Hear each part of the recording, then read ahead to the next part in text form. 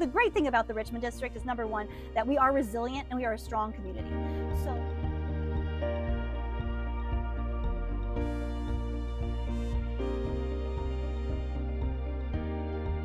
When you look at the future and you look at what's on the horizon, what do you have planned? We started in 1980 to fulfill the public school needs for around art, right? So what happened was we kind of grew out of that in this building.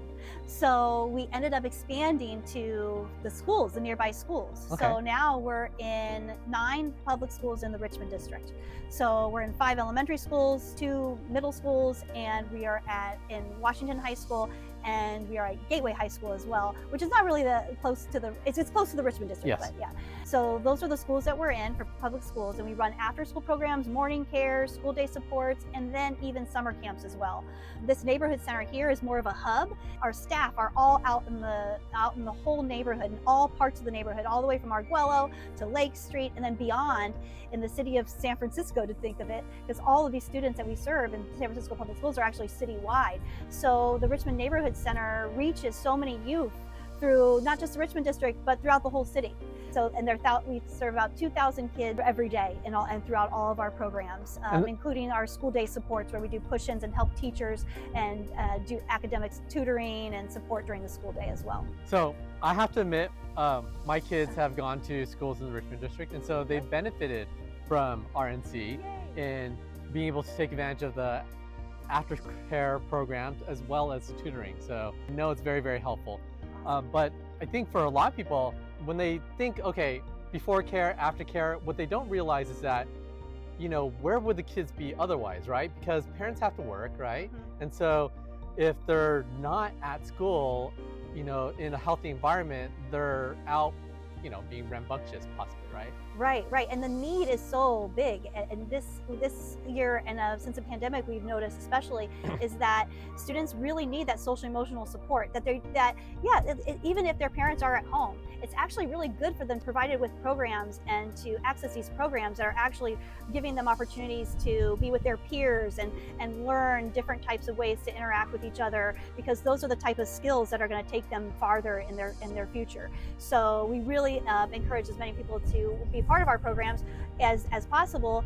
And also but we are at capacity as well too. So we want to grow. We want to be able to do more and more of this kind of work. We want to be able to meet the need in the neighborhood, and we're at capacity as it is. So we need to grow. And that's everything from like a kindergartner at 5 years old all the way up to somebody in high school that could be 18. Yes. And so what happens for those older kids? Do you have opportunities for them? You mentioned youth employment earlier. Yes. So we run a youth employment program where we hire high school students to work in our after-school programs. Years ago, I first started working, which, like I mentioned, it was in the early 2000s. We were realizing that we were getting a lot of resumes from folks that just didn't really reflect the population of the students we served.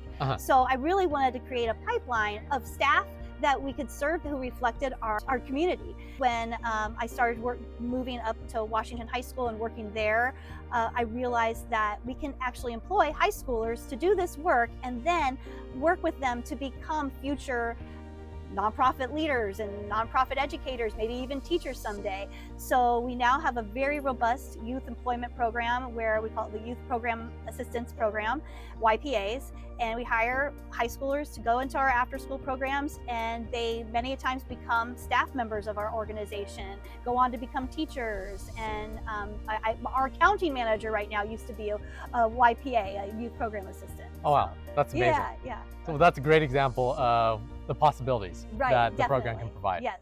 So what are the challenges that the Richmond Neighborhood Center faces? I think the number one challenge is that we need to grow, and there's more of a need than people even realize. So our food security programs have a wait list that's 6 months long. So despite the fact that we are serving 1,500 folks a week alone, there is still a need, and we're just barely scratching the surface on that. There's also the needs in the public schools.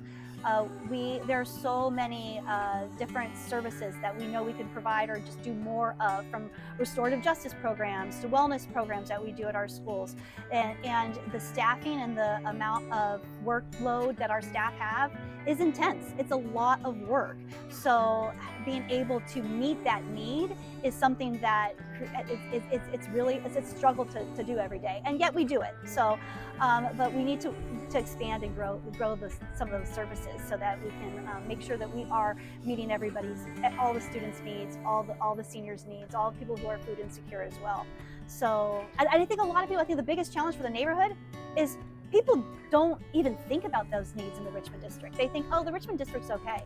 But what's really happening is, like, I really encourage people to think about, when you're walking down the street, what are the hidden needs? What are the needs that you don't see? Mm-hmm. That the students that we know of that are going home, where they don't have a place to sit down and do their homework.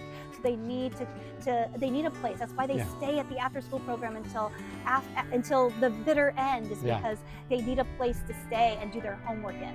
The people that you might see at the bus stop and pass and not even think anything of it, but they're food insecure. And a lot of people don't think about that when they think about the Richmond District, but it is a huge need here. So people who are in need can go to 802 Clement, our One Richmond office, and that's where you can connect with resources, if that's the one that's most convenient. Otherwise, you can come here to the Neighborhood Center, where we sign up folks for resources and service. Our goal was to have one in the inner Richmond and the outer Richmond. So we're the outer Richmond here at 741 30th, and then the 802 Clement Street space is for folks that live maybe in the inner Richmond, that's more accessible to them. And then someone will be there to help you figure out how to access services.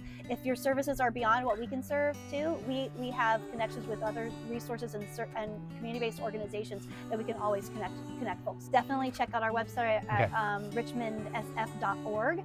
And that is also a place that you can figure out which person you want to connect with. If it's about youth programs, you can connect with a certain staff member at a certain school site. If it's about community programs, you can connect with our community folks. And we have people who speak all the languages that are necessary as well.